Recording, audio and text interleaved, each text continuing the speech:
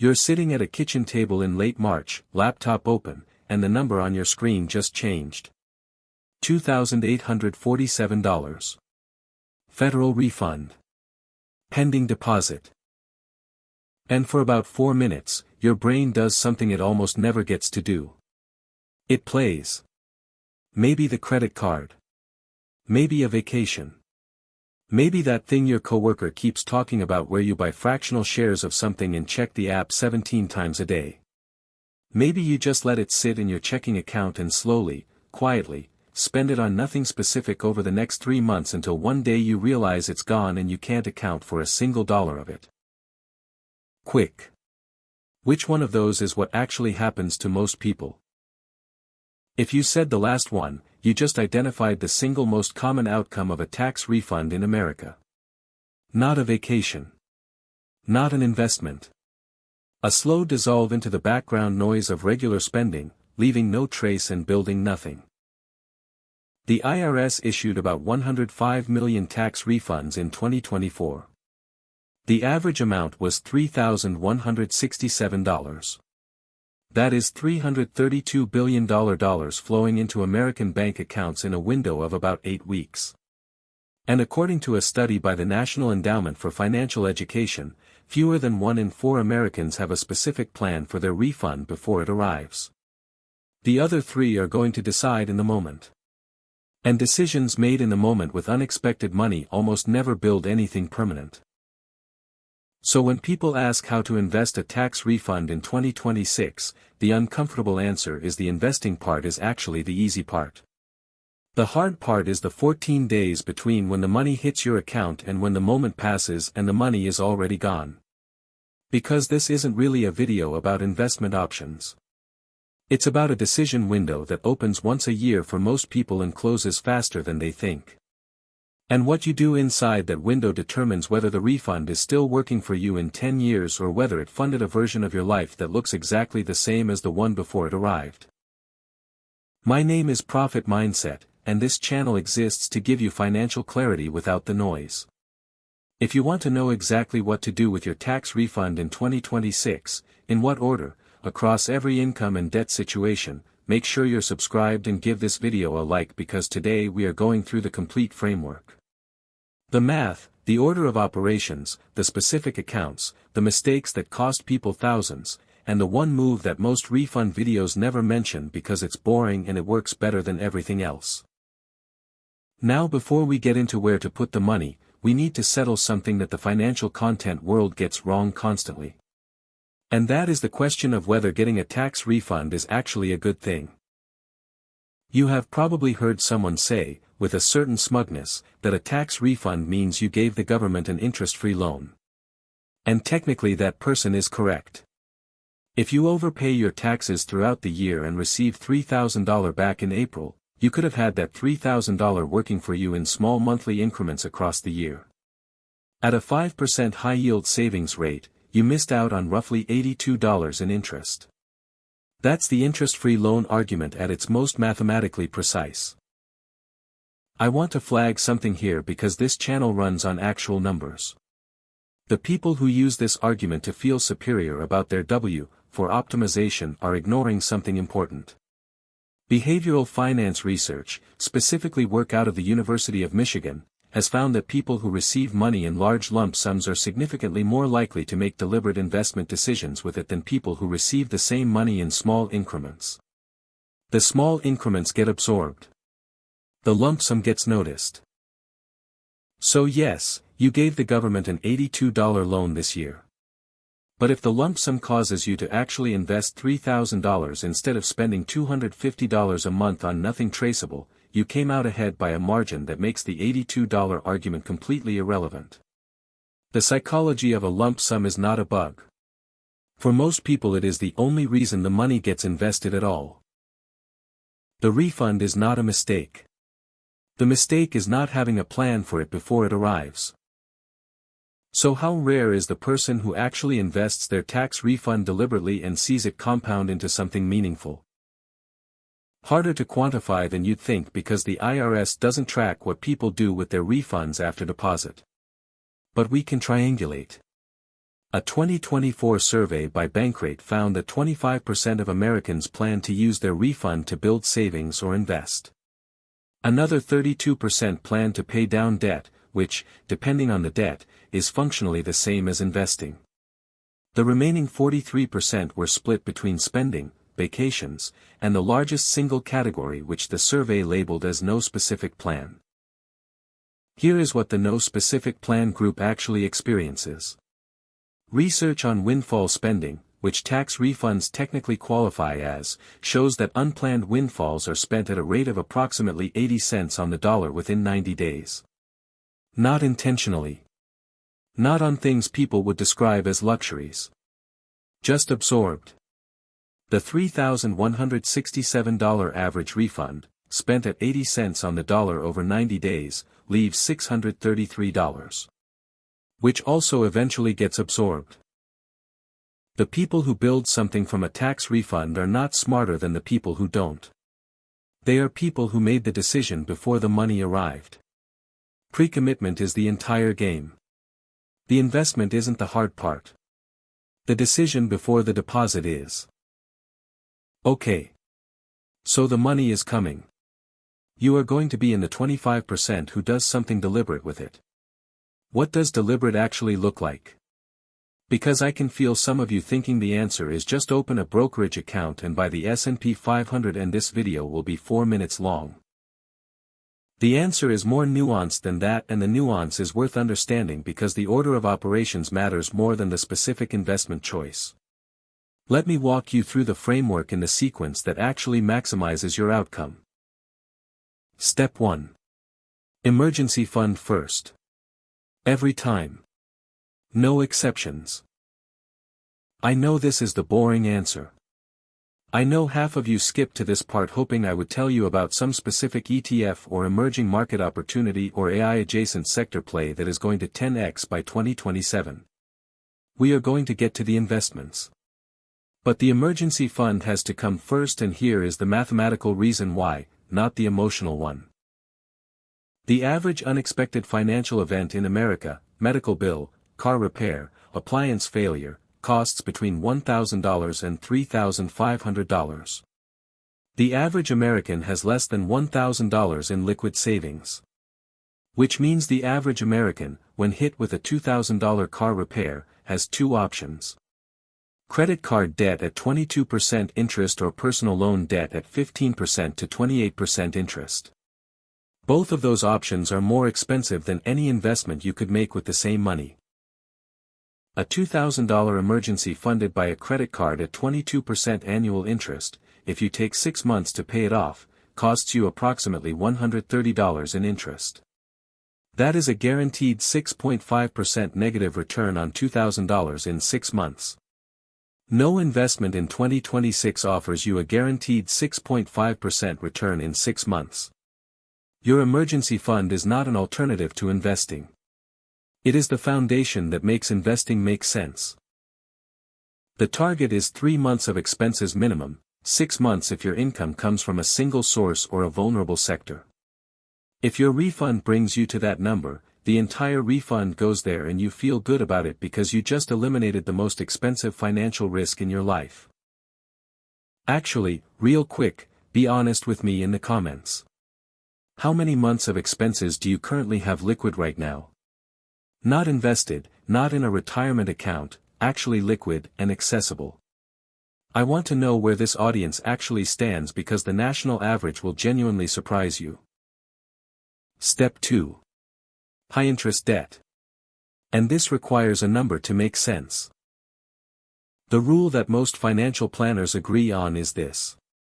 Any debt carrying an interest rate above 7% should be paid before any non-retirement investing begins. The reason is mechanical. If your investment portfolio returns an average of 7% to 10% annually over the long run, and you are simultaneously carrying debt at 22%, you are pouring water into a bucket that has a hole in the bottom. The hole is bigger than the water coming in. Here is the specific math. If you have $3,000 in credit card debt at 22% annual interest and you invest $3,000 in an index fund instead of paying the debt, you need your index fund to return 22% just to break even. The S&P 500 has averaged about 10.5% annually over the last 30 years. You are not breaking even. You are losing ground every single month while the investment slowly grows and the debt grows faster. Pay the high-interest debt. In this specific context, paying debt is the highest returning investment available to you. It is a guaranteed return equal to the interest rate of the debt. Guaranteed. Not projected. Not averaged over 30 years. Guaranteed this year. The exception is mortgage debt, student loans under 6%, and any debt below 7% where the math actually favors investing over payoff. If your only debt is a 3.5% mortgage, your refund should not go toward the principal.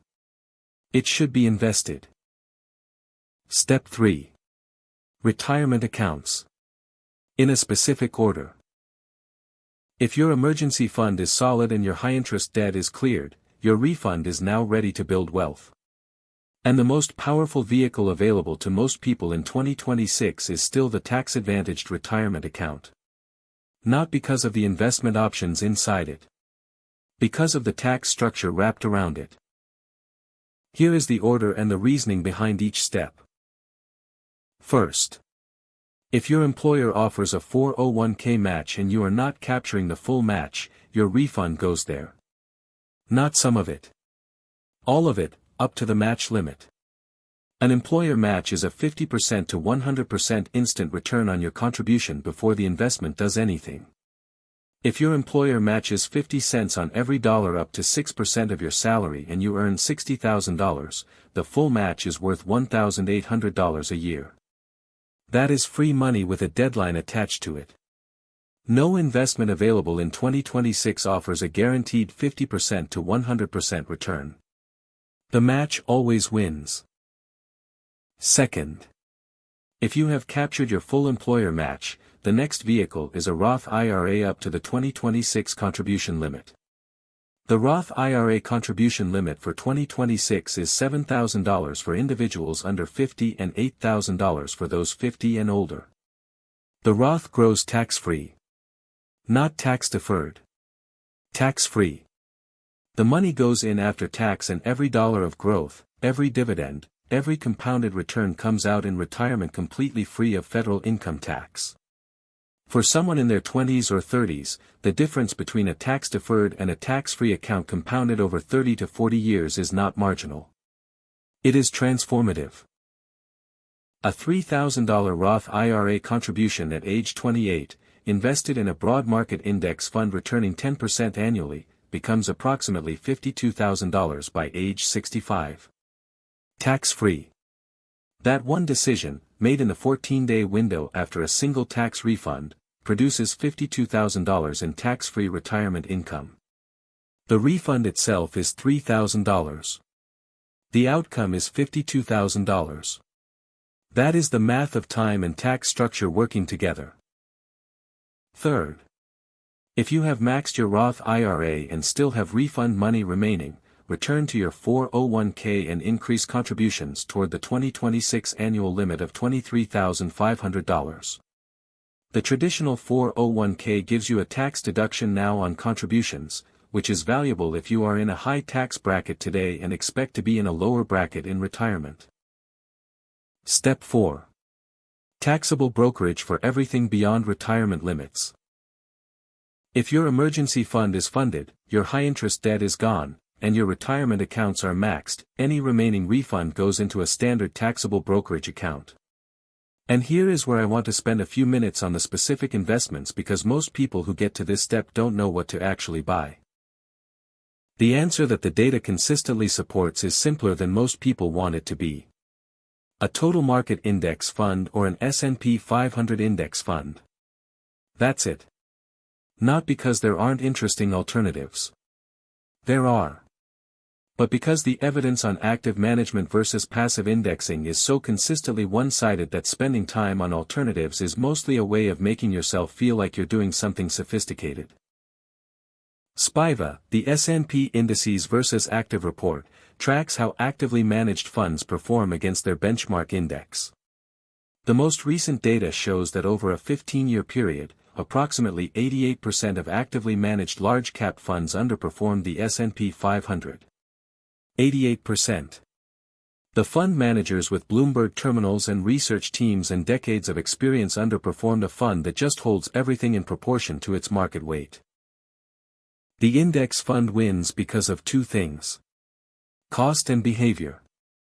The expense ratio on a Vanguard or Fidelity Total Market Index fund is between 0.03% and 0.04% annually. The average actively managed fund charges 0.66%. On a $50,000 portfolio over 20 years, that difference in fees compounds to approximately $17,000. The index fund investor keeps $17,000 more without making a single better investment decision. In 2026 specifically, the sectors worth understanding within that broader index exposure are technology, healthcare, and consumer staples. Technology because AI infrastructure spending has not slowed meaningfully despite market volatility. Healthcare because demographic aging creates structural demand that is not cyclically sensitive. Consumer staples because they provide downside protection in the recessionary scenario the yield curve is currently signaling. You don't need to overweight any of them dramatically. Understanding why they're in your index is different from understanding whether your index is the right vehicle. It is. Now here is the part of this video that makes most tax refund content uncomfortable to sit through. The part they skip because it doesn't have a clean solution and it makes the video feel less optimistic than the thumbnail promised. What happens to people who do everything right with their refund and still don't build meaningful wealth? It happens. And the reason is usually not the investment choice. It's the income to expense gap. If your monthly expenses consume 97% of your monthly income, a $3,000 refund invested perfectly will produce meaningful growth over decades but will not materially change your financial situation in the next 5 years. The math of compounding requires either time or capital. Preferably both. A $3,000 investment at 10% annually is $300 of growth in year 1. That doesn't change your life. What changes your life is the $3,000 refund plus the habit of treating the refund as a preview of what regular monthly investing could look like. The people I've talked to who transformed a single refund into a meaningful wealth-building practice didn't do it by picking better investments. They did it by treating the refund as a proof of concept. If I can invest $3,000 once, I can invest $250 a month. If I can invest $250 a month, I can get to $500. And $500 a month invested at 10% annually for 20 years is $381,000. The refund is not the destination. It's the proof that the behavior is possible. There's also a psychological pattern that the research on windfall investing consistently finds.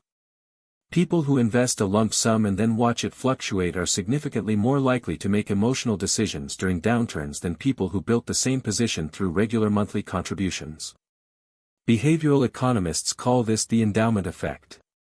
The money arrived as a gift and your brain treats it differently than money you earned in installments. When it drops 15% in a market correction, the pain of losing a gift feels more acute than the pain of losing money you transferred in $250 increments. The solution is boring and it works. Automate. Set up an automatic monthly contribution to the same account where the refund went. Even $50 a month. The automation does two things. It converts the gift into a habit. And it implements dollar cost averaging, which means you buy more shares when prices are low and fewer when prices are high without making any decision in the moment. The decision was made once, in advance, and the math runs itself. There's a loneliness to building wealth that nobody talks about in refund season. When April arrives and your friends are booking vacations with their refunds and you are maxing your Roth IRA, the decision doesn't feel like winning. It feels like missing out. The vacation is visible and social and photographable. The Roth IRA contribution is invisible and solitary and produces no content. The data on long-term wealth accumulation is clear about who ends up with more. But the data doesn't show up at the dinner table in April when everyone else is talking about where they're going in June. This is the part where I'll just say it plainly. Almost every genuinely wealth-building decision looks like missing out at the moment you make it. The person at 50 who retired early or has real financial options almost universally made decisions at 30 that looked socially unremarkable. The Roth contribution in April is one of those decisions. The vacation is a better story for 6 months. The compound interest is a better outcome for 30 years. Let me also address the version of this question that most refund videos ignore entirely. What if you have student loans? The answer depends entirely on the interest rate of the loan and the year you took it out. Federal student loans originated before 2020 often carry rates between 3.5% and 5%. Federal student loans originated in 2023 and 2024 carry rates between 5.5% and 8.05% depending on the loan type. Private student loans range from 4% to over 12%. Apply the 7% rule. Loans below 7% are mathematically inferior to investing. The expected market return over time exceeds the guaranteed return of paying off the loan early. Loans above 7%, pay them aggressively before investing beyond your employer match. The caveat is behavioral. Some people find debt psychologically debilitating regardless of the interest rate. If a $5,000 student loan at 4.5% is causing you enough anxiety that it is affecting your decisions and your sleep and your risk tolerance, the psychological return of eliminating it may exceed the mathematical cost of paying it before the market return would favor investing. Personal finance is personal. The math gives you the framework. Your specific situation determines the application. So let's land this. How do you invest your tax refund in 2026? In order. Emergency fund to 3 to 6 months of expenses first. Then high-interest debt above 7% gone. Then capture the full employer 401k match if one exists. Then max your Roth IRA at $7,000. Then return to 401k contributions if money remains. Then a taxable brokerage account in a total market index fund if you're past the retirement limits. The investment choice inside those accounts is the simplest part of the entire framework. Total market index fund. Low cost. Automated monthly contributions added on top. The refund is the starting deposit. The automation is the engine. The 14-day window is real. The money will either be deliberately placed or it will dissolve. Pre-commitment before the deposit lands is worth more than any specific investment selection made after it arrives. The vacation your friends are posting about in June will be a memory by September. The Roth IRA contribution you made in April will be $52,000 by the time you need it. Nobody takes a photo of the account balance. Nobody posts about the contribution. The compound interest doesn't care. It just runs. That is the whole framework. That is the entire prize. If you want the complete 2026 refund investment worksheet I put together, with exact allocation percentages based on your specific debt situation and income level, the link is in the description. Free. No upsell. Just the worksheet. And if this gave you something useful, you'll probably want to watch my video on the 3 accounts every person under 40 needs to have open right now. It's right here. Let me know in the comments what you are planning to do with your 2026 refund. Debt payoff, Roth IRA, emergency fund, or something else entirely. I read every single comment. Thanks for being here. Let's build something. Peace.